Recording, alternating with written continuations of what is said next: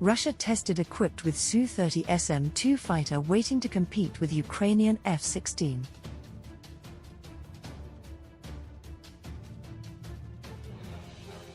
President Putin discussed the second phase of nuclear exercises with Belarus.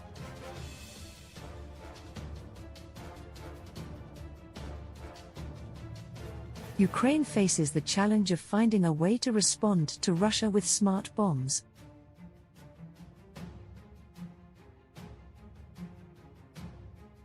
South Korea and Japan announced sanctions against Russian and North Korean entities.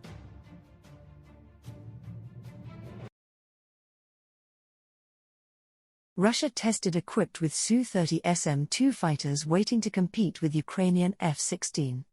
Russian media revealed Moscow's preparations to deal with the F-16 fleet about to be handed over to Ukraine by the West. Newsweek reported that images posted by Russian news sites show that Moscow is testing equipping Su-30SM fighters with a new type of missile, in an effort considered to be aimed at countering F-16 aircraft. The West will transfer it to Ukraine in the near future. Russian news website Top War said that the tests of the Su-30SM multifunctional fighter aircraft equipped with the R-37M long-range hypersonic missile are to prepare for the appearance of the F-16s. American production in Ukraine. Our military pilots showed that they are quite ready for the appearance of Western aircraft in Ukraine, the article said. The Su-30SM aircraft is an upgraded version of the Russian Su-30 fighter.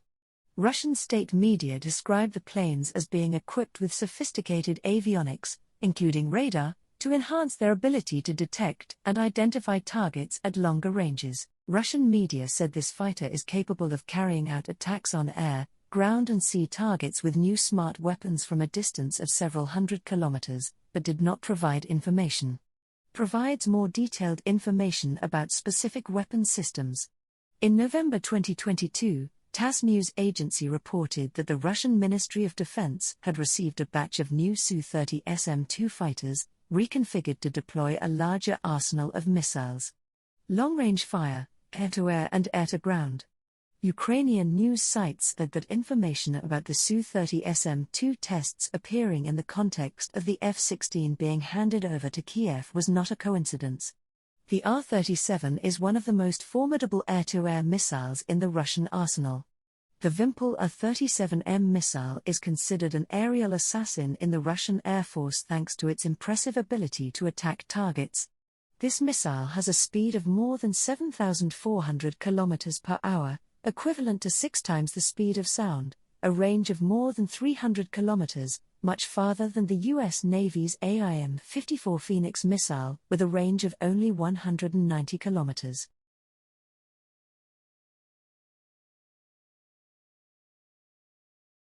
President Putin discussed the second phase of nuclear exercises with Belarus. Russian President Vladimir Putin arrived in Belarus for a 2-day state visit that included talks on Belarus' participation in nuclear weapons exercises.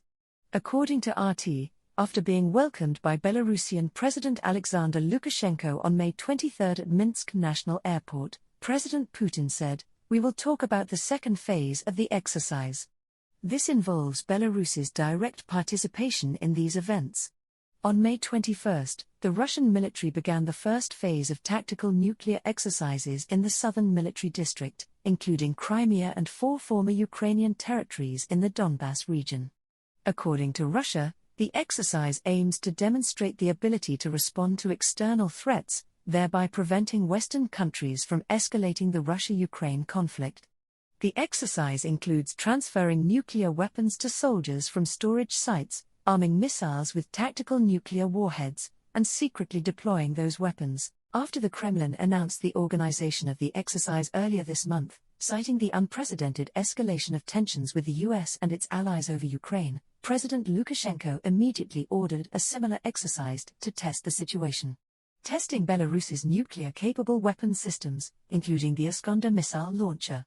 In 2023, President Putin agreed to leave a small number of tactical nuclear weapons in Belarus after Mr. Lukashenko requested. At that time, Mr. Lukashenko also announced that he would not hesitate to use tactical nuclear weapons if Belarus was attacked. President Putin said he had prepared in advance for his visit to Belarus and discussed with Russian cabinet members the issue of bilateral cooperation with Belarus. That meeting covered topics such as security, energy and agriculture. President Lukashenko and President Putin's talks will cover the entire relationship between the two countries, such as trade, humanitarian issues and joint projects.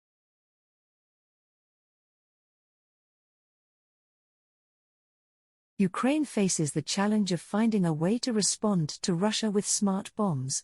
Ukraine sought to bomb smart bombs produced by the West in response to Russia dropping high-intensity glide bombs on the front line, but Kiev faced a huge challenge from Moscow.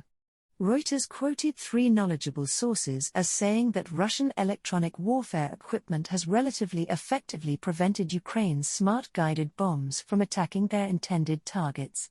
In recent times, Ukraine has increased the use of GLSDB bombs provided by the US with the goal of disrupting Russia's logistics lines and gathering points for support on the front line.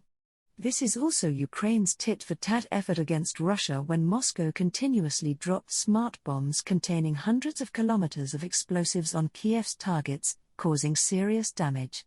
The GLSDB bomb is a small-diameter bomb developed by the US Boeing Corporation and Sweden's Saab.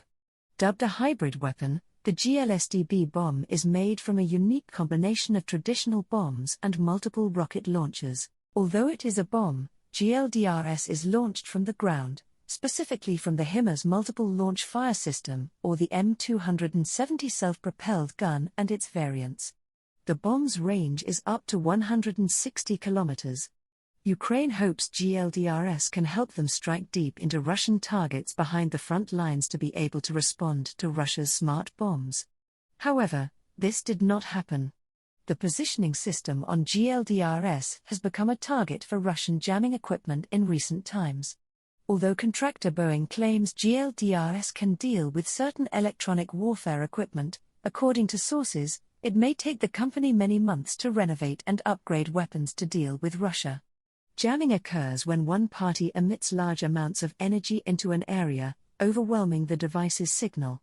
Russia has used this tactic to jam Ukrainian radio signals, drones, and even GPS-guided Excalibur 155mm artillery shells that the US gave to Kiev.